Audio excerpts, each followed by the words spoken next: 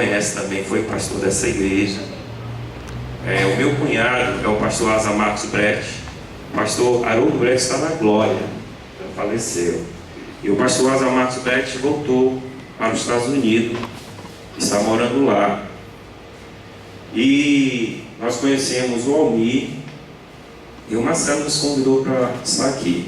Estou aqui com gratidão, com coração agradecido pela amada igreja, porque os irmãos estarão doando alguns materiais lá para a igreja onde eu sou pastor, lá no município do Lago do Limão.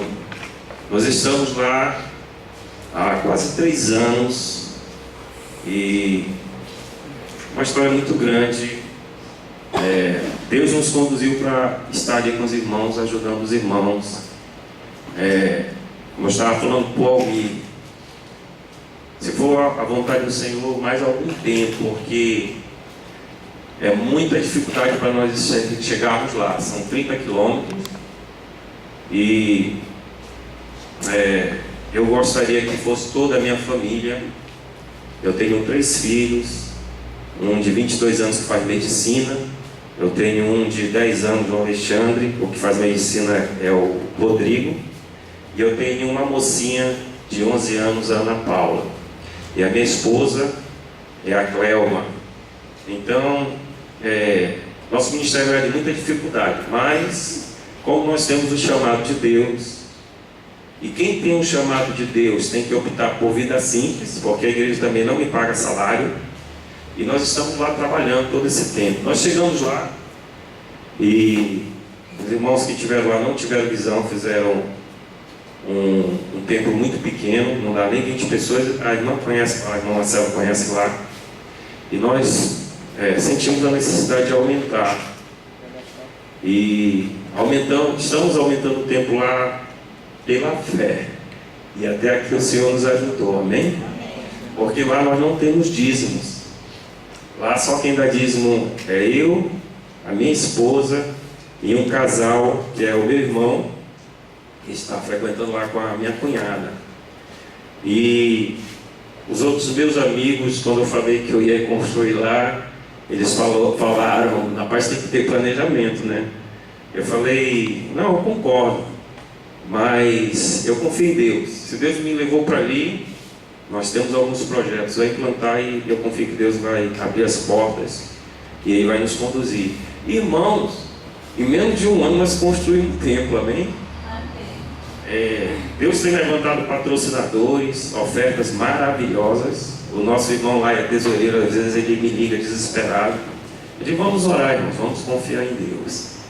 E só contar uma rapidamente antes de ler o texto para os irmãos.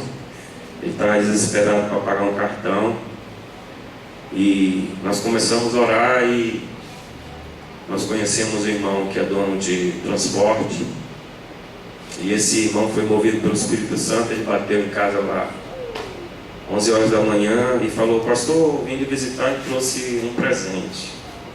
Eu pensei que fosse um paletó, uma roupa. Eu falei, graças a Deus, irmão, está até que o celular de você entra. Irmãos, Deus é tão maravilhoso. Quando ele puxou o presente, era R$3.000 para a obra de Deus, amém? Então é dessa forma que nós estamos construindo aquele templo. E domingo eu estava lá preocupado, puxa vida, nós vamos inaugurar o templo em novembro e nós não temos nada. E aí o irmão Moisés falou com o Mário e nós ficamos muito felizes. Então é dessa forma que Deus age, irmãos, amém? O nosso Deus é o mesmo hoje, sempre, e Ele age de diversas formas. Eu creio que Ele venha nos abençoar, basta nós crermos, amém? Vamos abrir as nossas Bíblias em Filipenses,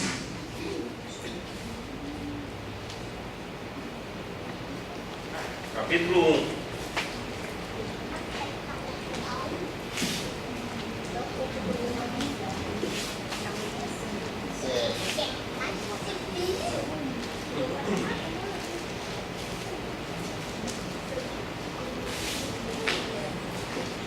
Vamos ler dos versos 3 a 11. Vamos todos colocar em pé, em reverência, a palavra. Filipenses, capítulo 1, 3 a 11. Assim diz o Senhor: dou graças ao meu Deus por tudo que recordo de vós, fazendo sempre com alegria súplicas por todos vós em todas as minhas orações, pela vossa cooperação no Evangelho, desde o primeiro dia até agora. Estou plenamente certo de que aquele que começou a boa obra em vós há de completá-la até ao dia de Cristo Jesus. Aliás, é justo que eu assim pense de todos vós, porque vos trago no coração, seja nas minhas algemas, seja na minha defesa e confirmação do Evangelho, pois todos sois participantes da graça comigo. Pois minha testemunha é Deus, da saudade que tenho de todos vós, na terna misericórdia de Cristo Jesus.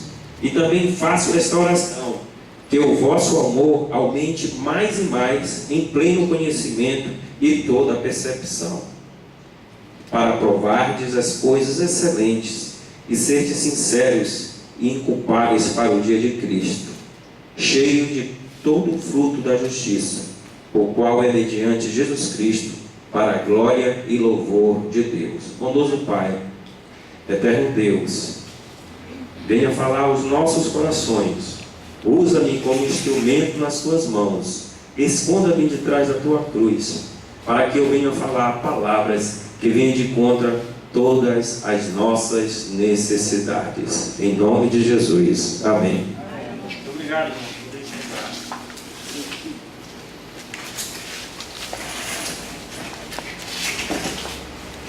Muito bem, irmãos. Irmãos, essa carta, ela foi escrita aproximadamente 51 depois de Cristo. Presta aqui, querido.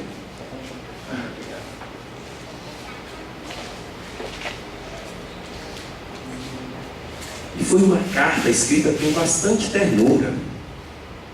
E nós encontramos a plantação dessa igreja lá em Atos 16. Os irmãos podem anotar e estudar em casa. Atos 16. E essa igreja, ela nasceu no coração de Deus. Ela foi uma igreja que foi projetada no coração de Deus, porque Paulo era um homem muito organizado. Ele se planejava. E o projeto dele era de ir para a Ásia. Mas não era a vontade de Deus. Deus queria que ele fosse lá para Filipos. E através de uma visão, através de um sonho que ele teve, ele mudou o seu projeto. Ele obedeceu o próprio Jesus, porque era Jesus que estava mandando ele ir para Filipos, para plantar a igreja na Europa. E graças a Deus que essa igreja foi para a Europa, que através dos europeus o Evangelho chegou até nós, amém? Mas muito bem, essa igreja, como nós acabamos de ler, ela foi plantada através de muito sofrimento. E Paulo está escrevendo aqui para Filipos, através da narração de Epafrodito, e a igreja não estava passando por diversos problemas.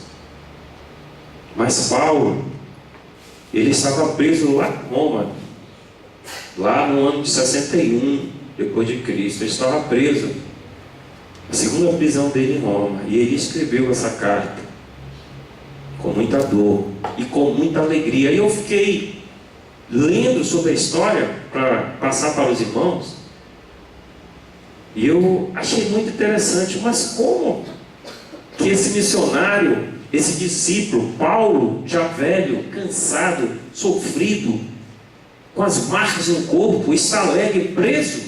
Que preso vai ficar feliz, irmão? Porque existem duas prisões, na minha concepção: a prisão na cadeia e a prisão na cama. Uma pessoa doente também é presa.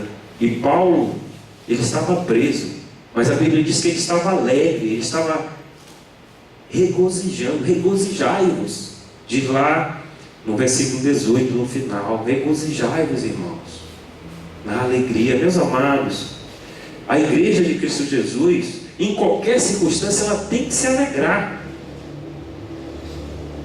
O crente, ele tem que ser alegre, mesmo porque a Bíblia diz, ela nos ensina que passareis por aflição, tenha bom ânimo, eu venci o mundo.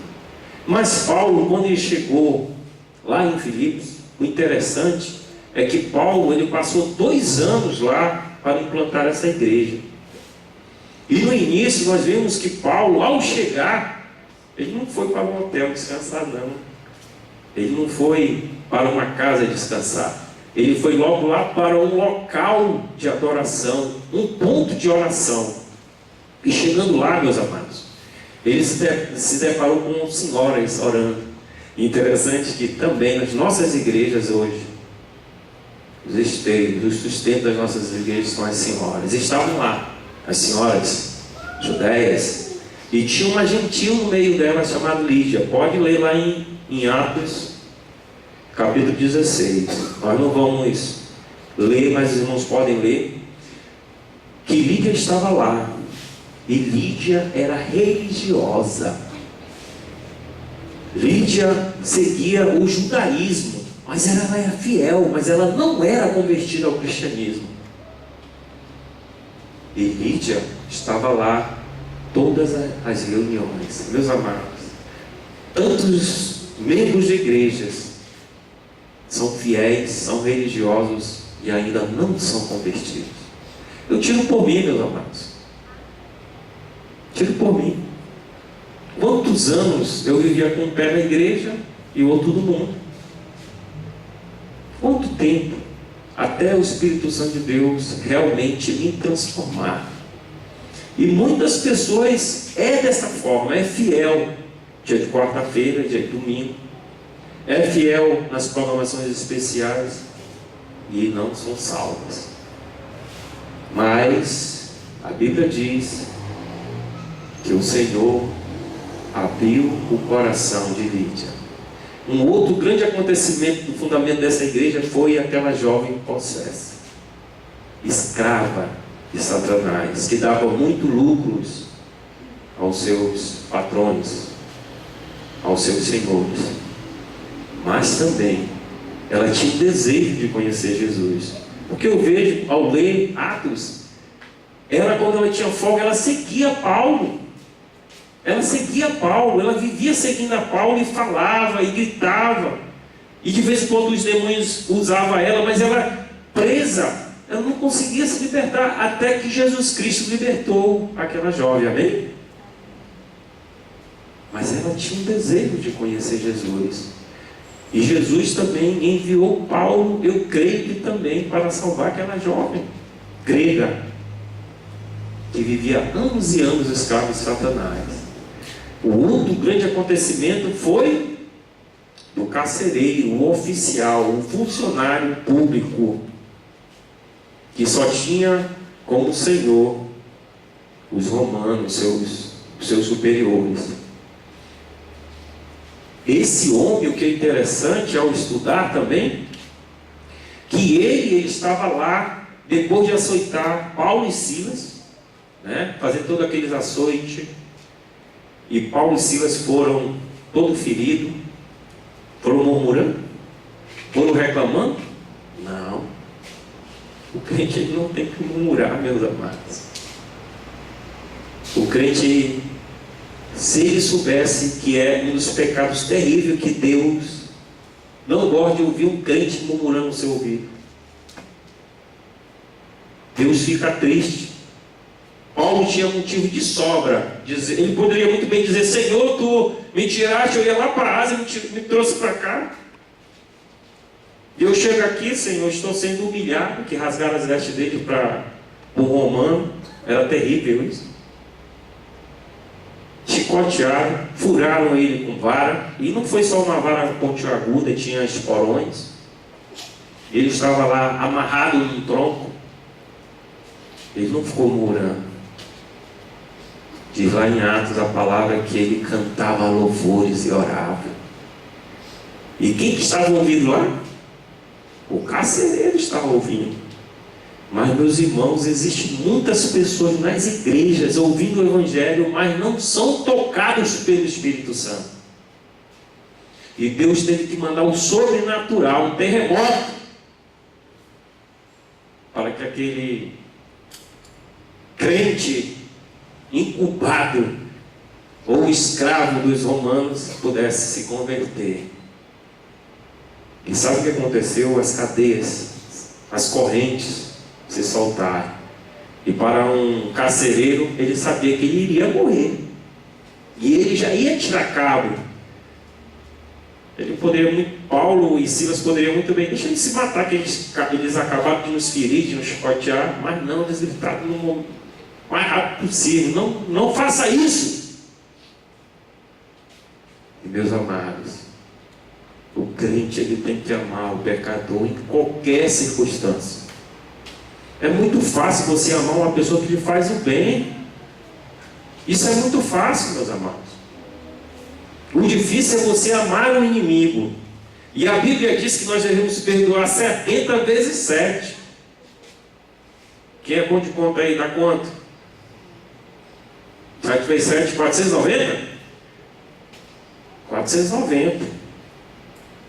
Devemos perdoar 490. Mas, pastor, 490 é só um pecado.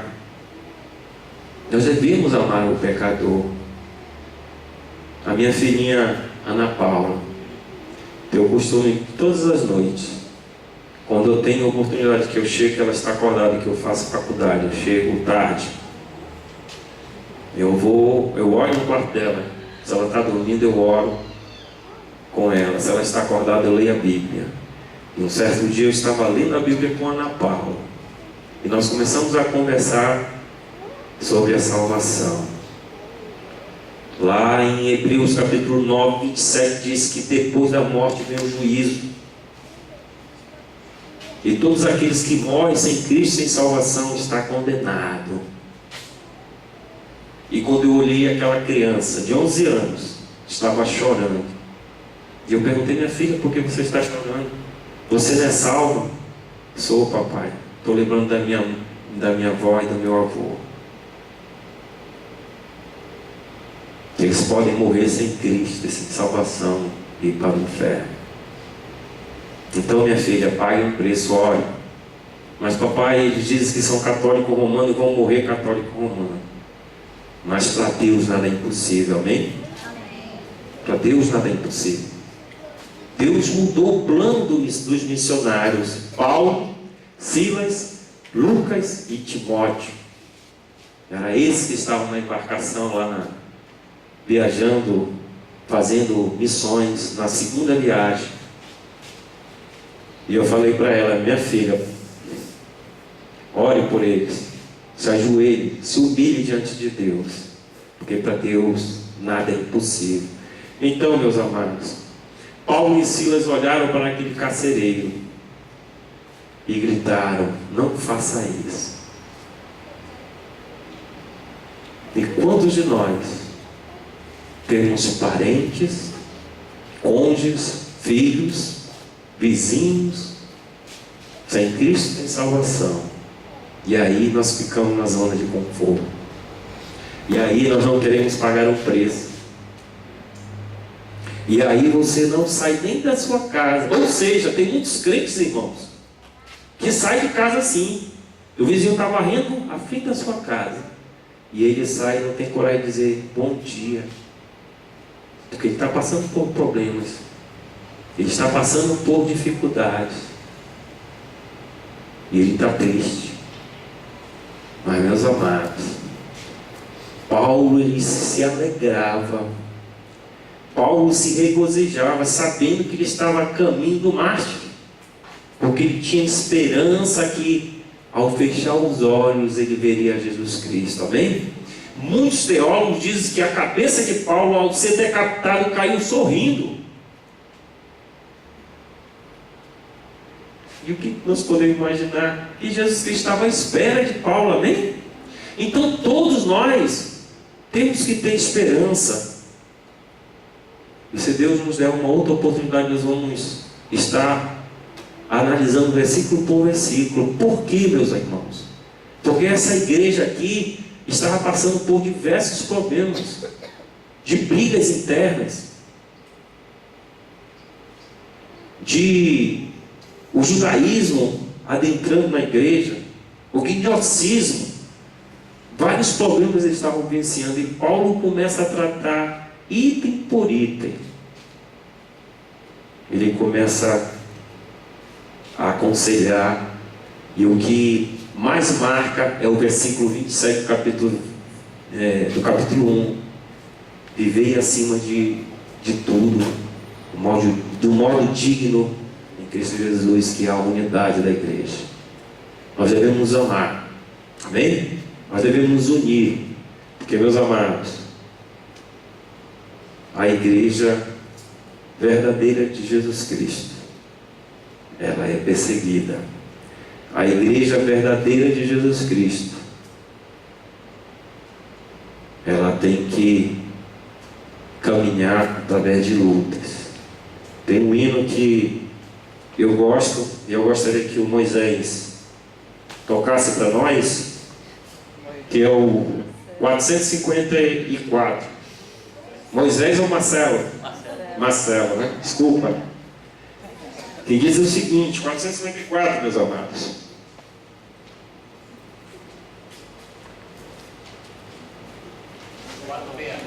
É 454, vitórias na luta.